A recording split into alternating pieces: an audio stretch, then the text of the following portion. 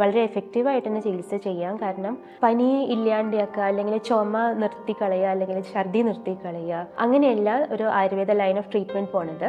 ഇതിനൊക്കെ റൂട്ട് കോസായിട്ടുള്ള ആ ഒരു ദുഷിച്ച കഫം ശരീരത്തിൽ നിന്ന് എടുത്ത് കളയാത്തോടത്തോളം കാലം ഇതൊക്കെ വന്നുകൊണ്ടിരിക്കും. അപ്പോൾ അത് ഈ ആഹാരവിഹാരങ്ങൾ ശ്രദ്ധിച്ചുകൊണ്ട് തന്നെ മരുന്നുകൾ കൊടുക്കാനുണ്ട്. ഇപ്പോൾ അമൃതോത്തരം കഷായം, അതുപോലെ ദശമൂല കടുത്രയം കഷായം, ഇതെല്ലാം വലിയവർക്ക് കൊടുക്കുന്ന കഷായങ്ങൾ തന്നെ അത് ഡോസ് ക്രമീകരിച്ച് കുട്ടികൾക്കും കൊടുക്കാവുന്നതാണ്.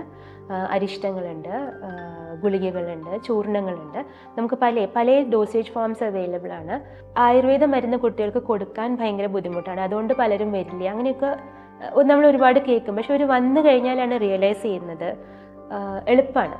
ഒരു പൊടി കുട്ടിക്ക് ഭക്ഷണത്തിൻ്റെ ഒപ്പം കൊടുക്കാൻ ഒരു ബുദ്ധിമുട്ടും ഇല്ല. മാസങ്ങളോളം പോണ പനിയും ജലദോഷത്തിനെ അപേക്ഷിച്ച് നോക്കുമ്പോൾ 1-2 ആഴ്ച നമ്മൾ ഈ പൊടി കൊടുത്ത് ശീലിച്ചു കഴിഞ്ഞാൽ അവിടുന്ന് അങ്ങോട്ട് ആ കുട്ടി അത് മേടിച്ച് കഴിച്ചോളും സുഖമായിട്ട്. അങ്ങനെ ഒരു ബുദ്ധിമുട്ടുള്ള ഏർപ്പാടെയല്ല, അനുഭവം കൊണ്ട് പറയുന്നു അത്.